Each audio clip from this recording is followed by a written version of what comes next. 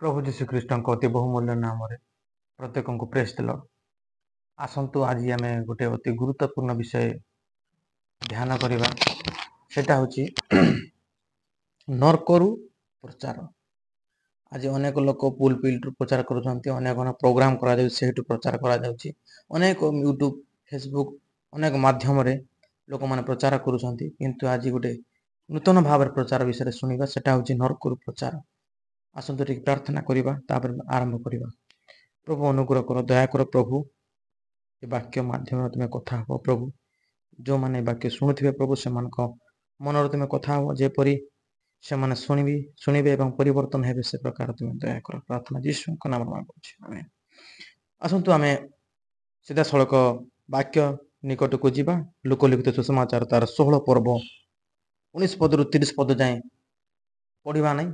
आपण मैंने जदि घरे समय पाँच पढ़े एठार गोटे अति जनाशुना गोटे दृष्टांत प्रभु कहते से दृष्टांत हो धनी लोकर आ गोटे लाजार। धनी लोक कौन कला जीवन रे बंची समय रे भल भल खाଇବା भल भल पिंधा करी जीवन बीतौला किंतु ता द्वार पाखरे लाजार को पकई दि जाइथिला। आ से लाजार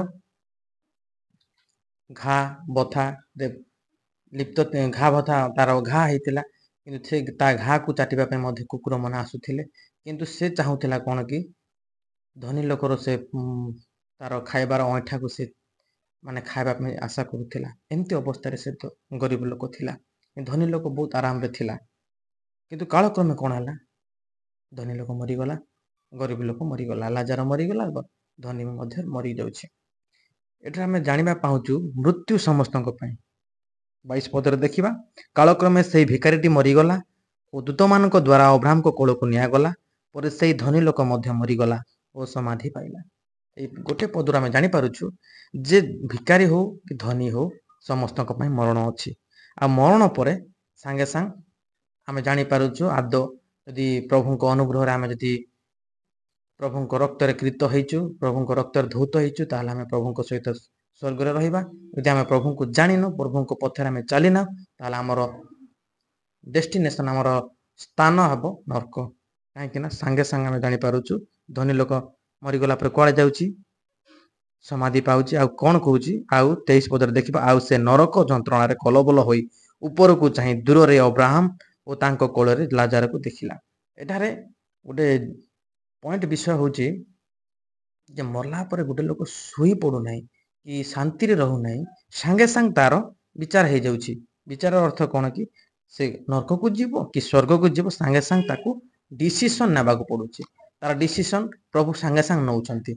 लोक माने बहुत लोक भाबुछंती आमे मरी गला परे टिके आराम रे सोइथिबु आउ बाइबल जो लिखा जाए गोटे ख्रीस्टान लोक माने विश्वास करबा अनुसार भाबंती कोन कि बाइबल लिखा जाए शेष विचार करा जीव शेष विचार ता पूर्व आमे सोइथिबा शांति रे सोइथिबा शेष विचार देखा जीव।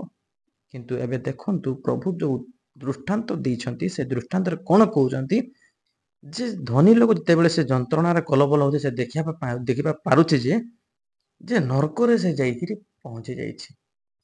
देखंतु सांगे सांगे से नरक को जाई पहुंची जाइछि किंतु ऊपर को से चाहे कि देखुछि काको अब्राहम को कोल रे लाजार को देखुछि। लाजार को जगत रे थिला समय देखिथिला किंतु जेतले जगत रु छाड़ी कि जेतले जगत रु छाड़ी कि से जाउछि से स्वर्ग रे अब्राहम को कोल रे लाजार को देखुछि। देखंतु गोटे विषय पॉइंट विषय होछि जे नरक रे थाई मध्य गोटे लोक स्वर्ग रे विषय को देखि पारुछि। स्वर्ग रे कोन होछि जानि पारुछि माने आम नरक रे जंत्रणा भोग करबा तो करबा किंतु माने सुख रे रहितबार अनंत सुख रे रहितबा लोकन को देखि देखि जो जंत्रणा भोग करबाटा प्रिय माने बहुत माने आहुरी जंत्रणा को 3 गुण 3 गुण 4 गुण करि देबो। काहे कि ना जंत्रणा तो एकुटिया जंत्रणा भोगले गोटे अलग कथा किंतु लोकन को सामना रे लोक देखुथिबे सेही सामना रे हम जदि जंत्रणा भोग करबा सेटा बहुत हृदय विदारक प्रिय माने। तापर कौन कहूँ से सांगे सांग कहूँ चित्कार करुच्ची से भावी दूसरी काले कौन उपाय थो यू बाहर से कौन करुच्ची सांगे सांग 24 पदरे से कहला हे पिता अब्राहम मत दयाकोरी लाजार को पठाई दिंतु ଯେପରି ସେ ପାଣିରେ ଆପଣ ଆଙ୍ଗୁଳିର ଟିପ ବୁଢ଼ାଇ ମୋର ଜିଭକୁ ଥଣ୍ଡା କରେ, କାରଣ ମୁଁ ଏହି ନିଆଁରେ କଲବଲ ହେଉଅଛି। ସେ ନର୍କରେ କ'ଣ ସୁଖରେ ଅଛି କି ବୋଲି ଭାବୁଛନ୍ତି ଆପଣମାନେ? ନର୍କରେ କ'ଣ ଆରାମରେ ଶୋଇଛି କ'ଣ ଭାବୁଥିଲେ ଆପଣମାନେ ଭାବୁଥିବେ? ନାଇଁ ମୋର ପ୍ରିୟମାନେ, ନର୍କରେ ସେ କଲବଲ ହଉଛି। ନର୍କର ସେ ଯୋଉ ଅଗ୍ନିରେ ପୋଡ଼ି ଯାଉଛି, ସେ ଜଳା ପୋଡ଼ା ତାକୁ ଯେମିତି ହଉଛି ଯେ ସେ ଟୋପାଏ ପାଣି ପାଇଁ ସେ କଲବଲ ହଉଛି। ଦେଖନ୍ତୁ, ଆଉ କ'ଣ କହୁଛି ଯେ ଅବ୍ରାହମ, ପିତା ଅବ୍ରାହମ, ସେ ଯୋଉ ଲାଜର ଆପଣଙ୍କ କୋଳରେ ଅଛି ତାକୁ ଟିକେ ପଠେଇ ଦିଅ ମୋ ପାଖକୁ, ଆଉ ସେ ଆଙ୍ଗୁଳିର ଖାଲି ଟିପରେ ଟିପ ବୁଡ଼େଇବ, ଆଉ ଗୋଟେ ବିନ୍ଦୁ ଜଳ ବିନ୍ଦୁ ମୋ ଜିଭରେ ଦେଇକି ଦବ। ସେ ଜିଭରେ ଦେଲେ ଟିକେ ଥଣ୍ଡା ଅନୁଭବ କରିବି, ସେତିକି ଟିକେ ମତେ ଦରକାର, ମତେ ଗୋଟେ ଗ୍ଲାସ ପାଣି ବି ଦରକାର ନାହିଁ ବୋଲି ସେ କହୁଛି। ଦେଖନ୍ତୁ କେତେ ତାକୁ ଯନ୍ତ୍ରଣା ଲାଗୁନଥିବ, କେତେ ତାକୁ ଶୋଷ ନ ଲାଗୁଥିବ, ସେ ଗୋଟେ ବିନ୍ଦୁ ପାଣି ପାଇଁ ସେ କଲବଲ ହଉଛି। ଭାବନ୍ତୁ ନର୍କ କେତେ ଭୟଙ୍କର। ଏଇଟା ପ୍ରଭୁ ଯୀଶୁ କହିଥିବା ଉଦାହରଣ, ଏଟା ଅନ୍ୟ କିଏ ପ୍ରଭୁଙ୍କ ଶିଷ୍ୟମାନେ ଦେଇଥିବା ଉଦାହରଣ ନୁହଁ, ପ୍ରଭୁ ଯୀଶୁ ନିଜେ ଦେଇଥିବା ଉଦାହରଣ। ଏଟା ଗୋଟେ ଉଦାହରଣ ନୁହଁ, ଗୋଟେ କାହାଣୀ ନୁହଁ, ଏଟା ଗୋଟେ ରିଏଲ ଜିନିଷ। ଆପଣମାନେ ବୁଝନ୍ତୁ। ତାପରେ କ'ଣ କହୁଛନ୍ତି ଅବ୍ରାହମ ଶୁଣନ୍ତୁ। କିନ୍ତୁ ଅବ୍ରାହମ କହିଲେ, ପୁଅରେ ତୁ ଯେ ବଞ୍ଚିଥିବା ସମୟରେ ତୋର ଭଲ ବିଷୟ ସବୁ ପାଇଲୁ, ଆଉ ଲାଜାର ସେହିପରି ମନ୍ଦ ବିଷୟ ସବୁ ପାଇଲା, ଏହା ମନେ କର। କିନ୍ତୁ ଏବେ ସେ ଏହି ସ୍ଥାନରେ ସାନ୍ତ୍ୱନା ପାଉଅଛି, ଆଉ ତୁ କଲବଲ ହେଉଅଛୁ। ଜଗତରେ ଥିଲା ବେଳରେ ବାବୁ ବହୁତ ଭଲରେ ଥିଲୁ, ସୁଖ ପାଇଲୁ, ଭଲ ବିଷୟ ପାଇଲୁ। ଏବେ ତୁ କଲବଲ ହଉଛୁ। ଲାଜାର ବହୁତ ଅସୁବିଧାରେ ଥିଲା, କଷ୍ଟରେ ଥିଲା, ଏବେ ସେ ସୁଖରେ ଅଛି। ଏତିକି ହିଁ ଫରକ। ତାପରେ କ'ଣ କହିଲେ ଆଉ ଅବ୍ରାହମ କ'ଣ କହୁଛନ୍ତି, ତା ଛଡ଼ା ତୁମ ଆମ ମଧ୍ୟରେ ଅତି ବୃହତ୍ ବ୍ୟବଧାନ ଅଛି, ଯେପରି ଯେଉଁମାନେ ଏ ସ୍ଥାନରୁ ତୁମମାନଙ୍କ ନିକଟକୁ ଯିବା ପାଇଁ ଇଚ୍ଛା କରନ୍ତି ସେମାନେ ଯାଇପାରନ୍ତି ନାହିଁ, ପୁଣି ସେ ସ୍ଥାନରୁ କେହି ଆମମାନଙ୍କ ନିକଟକୁ ପାର ହୋଇ ଆସିପାରନ୍ତି ନାହିଁ। ଏ ପଦ ବହୁତ ଗୁରୁତ୍ୱପୂର୍ଣ୍ଣ ବିଷୟ। ମୋର ପ୍ରିୟମାନେ, ଯେଉଁମାନେ ଶୁଣୁଛନ୍ତି, ଯାହାର କାନ ଅଛି ସେ ଶୁଣନ୍ତୁ, ଯାହାର ଆଖି ଅଛି ସେ ଦେଖନ୍ତୁ। ଆପଣମାନେ ୟୁଟ୍ୟୁବରେ ସର୍ଚ୍ଚ କରି ନର୍କ ବିଷୟରେ ସର୍ଚ୍ଚ କରନ୍ତୁ। ନର୍କ ରିଏଲ ଅଛି, ଆଉ ନର୍କର ମାନେ ସାକ୍ଷ୍ୟ ମଧ୍ୟ ଗୋଟେ ଲୋକମାନେ ଦଉଛନ୍ତି। ଆପଣମାନେ ଟିକେ ଶୁଣନ୍ତୁ କେମିତି ରିଏଲ ସେଟା। ଏଠି ଲେଖାଯାଏ, ତା ଛଡ଼ା ତୁମ ଆମ ମଧ୍ୟରେ ଅତି ବୃହତ୍ ବ୍ୟବଧାନ ଅଛି। ସ୍ୱର୍ଗ ଆଉ ନର୍କ ମଧ୍ୟରେ ଯୋଉ ବ୍ୟବଧାନ, ସେଟା ଅବ୍ରାହମ ବୁଝଉଛନ୍ତି। ବ୍ୟବଧାନ ଅଛି, ଯୋଉ ଗ୍ୟାପ୍ ଅଛି, ସେ ଗ୍ୟାପ୍ ମଧ୍ୟରେ ଲେଖାଯାଏ, ଯେପରି ଯେଉଁମାନେ ଏ ସ୍ଥାନରୁ ତୁମମାନଙ୍କ ନିକଟକୁ ଯିବା ପାଇଁ ଇଚ୍ଛା କରନ୍ତି। ଧର ଆମେ ସ୍ୱର୍ଗରେ ଅଛୁ, ସପୋଜ ମୁଁ ସ୍ୱର୍ଗକୁ ଯାଇଛି, ମୋର ସମ୍ପର୍କୀୟ ଲୋକ ଗୋଟେ ନର୍କରେ ଅଛି, ତ ମୁଁ ଚାହିଁବି, ମନେକର ସ୍ୱର୍ଗରେ ମୁଁ ଅଛି, ସୁଖରେ ଅଛି, କିନ୍ତୁ ନର୍କରେ ଥିବା ମୋର ସାଙ୍ଗକୁ ଆଣିବା ପାଇଁ ମଧ୍ୟ ମୁଁ ଯଦି ଚାହିଁବି ଯିବି, ମୁଁ ଯାଇପାରିବି ନାହିଁ ନର୍କକୁ। କାହିଁକି ନା ସ୍ୱର୍ଗ ମୋ ଇଚ୍ଛାରେ ମୁଁ ଯାଇନାହିଁ, କି ନର୍କ ମୋର ଇଚ୍ଛାରେ ମୁଁ ଯାଇନାହିଁ। ଏମିତି କଥା। ପରମେଶ୍ୱରଙ୍କ ଇଚ୍ଛା, ପରମେଶ୍ୱରଙ୍କର ଅନୁମତିରେ ଆମେ ସ୍ୱର୍ଗକୁ ଯାଇପାରିବା, ନହେଲେ ନର୍କକୁ ଯାଇପାରିବା। ତ ତାଙ୍କ ବିନା ଅନୁମତିରେ ଗୋଟେ ସ୍ଥାନର ଲୋକ ଆଉ ଗୋଟେ ସ୍ଥାନକୁ ଯାଇପାରିବ ନାହିଁ। ବହୁତ ବଡ଼ ବ୍ୟବଧାନ ଅଛି। ଆମେ ଚାହିଁଲେ ମଧ୍ୟ ନର୍କରେ ପଡ଼ିଥିବା ଲୋକକୁ ଉଦ୍ଧାର କରିପାରିବା ନାହିଁ। ପୁଣି ତାପରେ କହୁଛନ୍ତି, ପୁଣି ସେ ସ୍ଥାନରୁ କେହି ଆମମାନଙ୍କ ନିକଟକୁ ପାର ହୋଇ ଆସିପାରନ୍ତି ନାହିଁ। ନର୍କରେ ଥିବା ଲୋକ ମଧ୍ୟ ଯଦି ଚାହିଁଲା ସ୍ୱର୍ଗକୁ ଯାଇପାରିବ ନାହିଁ। ଏଇଟା ପରମେଶ୍ୱରଙ୍କର ବାକ୍ୟ। ଆଜି ଲୋକମାନେ ଭାବୁଛନ୍ତି ମରିଗଲା ପରେ ହଁ ସ୍ୱର୍ଗକୁ ଯିବା କି ନର୍କକୁ ଯିବା ଆମେ ଚିନ୍ତା କରିବା, ମଲା ପରେ ଚିନ୍ତା କରିବା। କିନ୍ତୁ ଏବେ ଆଉ ସମୟ ନାହିଁ, ଏବେ ଆମକୁ ସମୟ ନାହିଁ ଚିନ୍ତା କରିବାର। କିନ୍ତୁ ଦେଖନ୍ତୁ, ଧନୀ ଲୋକ ଚିନ୍ତା କରୁଛି, ଆଉ କହୁଛି ତା ନିଜର ସୁଖ ପାଇଁ ଚେଷ୍ଟା କରି ଦେଖିଲା, ନିଜର ସେ ସାନ୍ତ୍ୱନା ପାଇଁ ଚିନ୍ତା କରି ଦେଖିଲା, ନିଜର ଶୋଷକୁ ମେଣ୍ଟେଇବା ପାଇଁ ଚିନ୍ତା କଲା, ଆଉ କହିଲା ଲାଜାରଙ୍କୁ ପଠେଇ ଦିଅ ବୋଲିକରି କହି ଦେଖିଲା। କିନ୍ତୁ ସେଟା ବି ଯେତେବେଳେ ସମ୍ଭବ ହେଲା ନାହିଁ, ଯେତେବେଳେ ଅସମ୍ଭବ ଭଳିଆ ହେଲା, ସେ କ'ଣ କହୁଛି ତାପରେ ଶୁଣନ୍ତୁ। ସେଥିରେ ସେ କହିଲା, ହେ ପିତା, ତାହେଲେ ମୁଁ ଆପଣଙ୍କୁ ଅନୁରୋଧ କରୁଅଛି, ତାହାକୁ ମୋର ପିତାଙ୍କ ଗୃହକୁ ପଠାନ୍ତୁ। ଏବେ ତ ଆମେ ନିଜର ସମ୍ପର୍କୀୟ ଲୋକମାନଙ୍କ ପାଇଁ ଚିନ୍ତା କରୁନୁ, ସେମାନେ କେମିତି ଅଛନ୍ତି, ପ୍ରଭୁଙ୍କୁ ଜାଣୁଛନ୍ତି କି ନ ଜାଣୁଛନ୍ତି, ସେ ବିଷୟରେ ଆମେ ଚିନ୍ତା ବି କରୁନୁ। ପ୍ରଭୁ ଦେଇଥିବା ସମୟକୁ ଆମେ ଅପଚୟ କରି ଚାଲିଛୁ। କିନ୍ତୁ ଯେତେବେଳେ ଆମେ ସେ ପ୍ରୋବ୍ଲେମରେ ଫେସ୍ କରିବା, ନର୍କର ଯନ୍ତ୍ରଣାକୁ ଯେତେବେଳେ ଆମେ ଫେସ୍ କରିବା ସେତେବେଳେ ଜାଣିପାରିବା ଯେ ଆମ ଯନ୍ତ୍ରଣା କେତେ କଦର୍ଯ୍ୟ କେତେ ମାନେ ମାନେ ଯେତେ ମାନେ ଯନ୍ତ୍ରଣାଦାୟକ ସେତେବେଳେ ଆମେ ନିଜର ସମ୍ପର୍କ ମାନଙ୍କ କଥା ମଧ୍ୟ ଚିନ୍ତା କରିବା। ଆଜି ଯୋଉମାନେ ନର୍କକୁ ଯାଉଛନ୍ତି ନର୍କରେ ମାନେ କଲବଲ ହେବା ସହିତ ସେମାନେ କଣ କେବେ ତାଙ୍କ ଫ୍ୟାମିଲି କଥା ଚିନ୍ତା କରୁନଥିବେ? କରୁଥିବେ ମୋର ପ୍ରିୟ ମାନେ, କିନ୍ତୁ ଚିନ୍ତା କଲେ ମଧ୍ୟ ଲାଭ ନାହିଁ। ଆଜି ମୋର ଏଇ ବିଷୟ ହେଉଛି ନର୍କରୁ ପ୍ରଚାର। ଆଜି ଦେଖନ୍ତୁ ସେ ଧନୀ ଲୋକ ନର୍କକୁ ଯାଇଛି ସତ, କିନ୍ତୁ ନର୍କରୁ ସେ ଗୋଟେ ପ୍ରଚାର କରୁଛି। ପ୍ରଚାର ଏଥିପାଇଁ କରୁଛି ନିଜର ପରିବାର ପାଇଁ ସେ ଚିନ୍ତା କରି ନିଜର ଉଦ୍ଧାର ପାଇଁ ଚେଷ୍ଟା କରି ଦେଖିଲା ନର୍କରେ, କିନ୍ତୁ ଜାଣିପାରୁଛି ଯେ ୱାନ୍ସ ମୁଁ ନର୍କକୁ ଆସିଲି ତାର ମାନେ ମୋର ଆଉ ଉଦ୍ଧାର ହେଇପାରିବ ନାହିଁ। କିନ୍ତୁ ନର୍କକୁ ଆସିବା ପାଇଁ ଯୋଉମାନେ ରେଡି ଅଛନ୍ତି ସେମାନଙ୍କୁ କେମିତି ତାଙ୍କର ମନଟା ପରିବର୍ତ୍ତନ କରି ହେଇପାରିବ ତାର ଉପାୟ ସେ ଭାବୁଛି। ଆଉ ଅବ୍ରାହମକୁ ଅନୁରୋଧ କରୁଛି ଯେ ତାହେଲେ ସେ ଲାଜାରକୁ ଟିକେ ପଠେଇ ଦିଅ, ମୋ ଭାଇ ମାନେ ଅଛନ୍ତି, ମୋର ଘରେ ଭାଇ ମାନେ ଅଛନ୍ତି, ସେମାନଙ୍କ ପାଖକୁ ଯିବ। ତାପରେ କଣ ହଉଛି, କାରଣ ମୋର 28 ପଦରେ ଲେଖାଯାଏ, କାରଣ ମୋର 5 ଭାଇ ଅଛନ୍ତି, ସେମାନେ ମଧ୍ୟ ଯେପରି ଏହି ଯନ୍ତ୍ରଣାମୟ ସ୍ଥାନକୁ ନ ଆସନ୍ତି ସେଥିପାଇଁ ସେ ସେମାନଙ୍କ ନିକଟରେ ସାକ୍ଷ୍ୟ ଦେବ।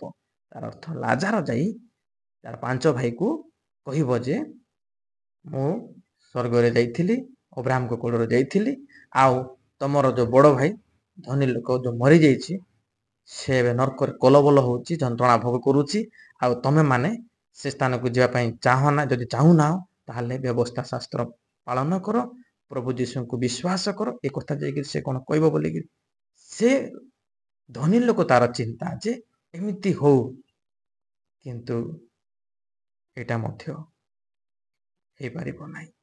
କାହିଁକି ନା ସେଇଥିପାଇଁ ହିଁ ପ୍ରଭୁ ବ୍ୟବସ୍ଥା ଦେଇଛନ୍ତି, ଯେମିତିକି ଲୋକମାନେ ନର୍କକୁ ନ ଯାଆନ୍ତି, ଲୋକମାନେ ପାପରେ ନ ପଡନ୍ତି ବୋଲିକି ପ୍ରଭୁ ବ୍ୟବସ୍ଥା ଦେଇଛନ୍ତି। କିନ୍ତୁ ସେ ବ୍ୟବସ୍ଥାକୁ ମାନୁଛନ୍ତି କି ଲୋକ? କିନ୍ତୁ ଅବ୍ରାହମ କହିଲେ କଣ, ସେମାନଙ୍କ ନିକଟରେ ମୂଷା ଓ ଭବାଦୀ ମାନଙ୍କ ଧର୍ମଶାସ୍ତ୍ର ଅଛି, ସେମାନେ ସେମାନଙ୍କର କଥା ଶୁଣନ୍ତୁ।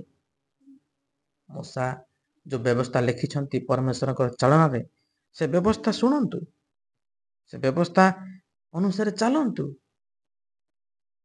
ସେଥିରେ ସେ କହିଲା, ତାପରେ ସେ କହୁଛି ଶୁଣନ୍ତୁ କଣ କହୁଛି, ହେ ପିତା ଅବ୍ରାହମ, ତାହା ଯଥେଷ୍ଟ ନୁହଁ, ସେ ବ୍ୟବସ୍ଥା ଯଥେଷ୍ଟ ନୁହଁ ମୋର ପିତା, ମାତ୍ର ଯଦି ମୃତମାନଙ୍କ ପାଖରୁ ଜଣେ ସେମାନଙ୍କ ନିକଟକୁ ଯିବ ତାହେଲେ ସେମାନେ ମନ ପରିବର୍ତ୍ତନ କରିବେ।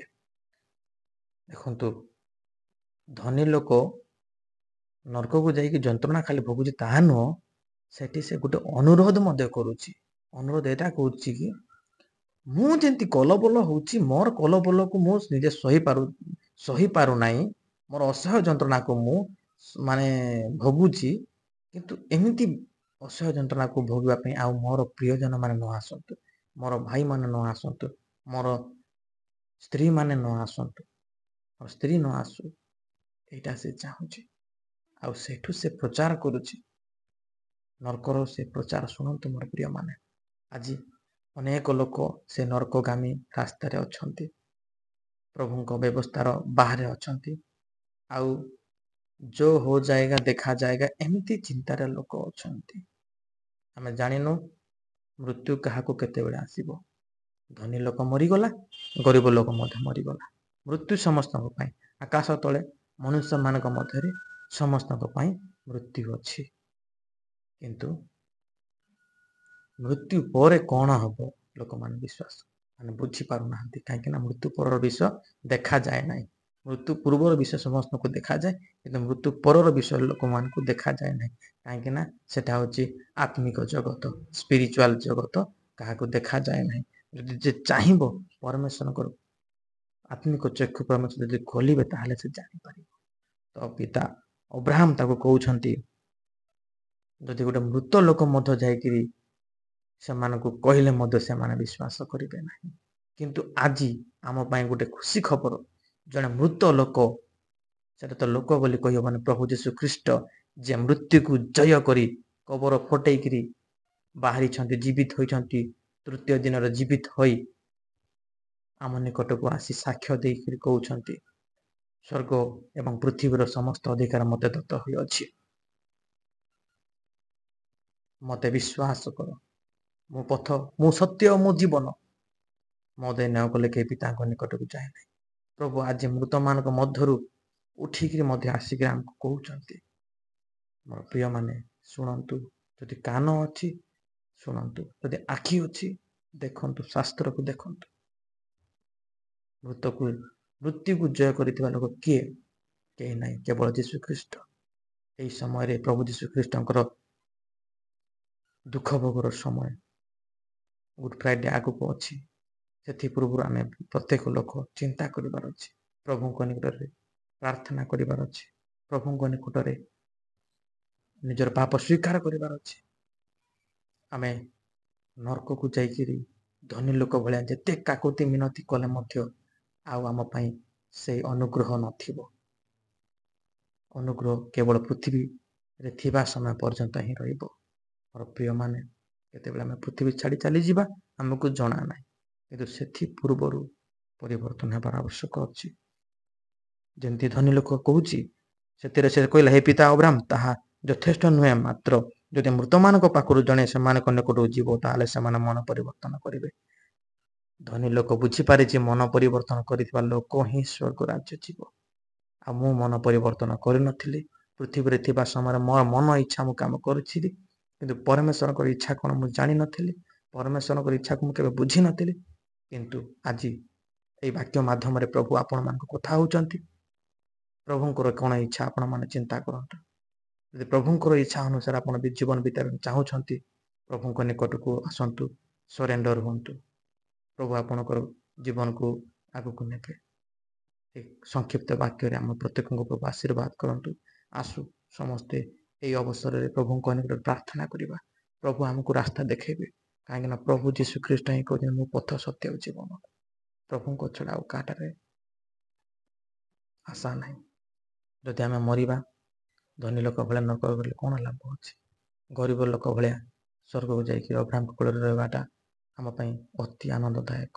ଆସୁ ପ୍ରଭୁଙ୍କ ନିକଟକୁ ଯିବା। ପ୍ରଭୁ ଏ ସଂକ୍ଷିପ୍ତ ବାକ୍ୟରେ ସମସ୍ତଙ୍କୁ ଆଶୀର୍ବାଦ କରନ୍ତୁ। ଆମେନ୍।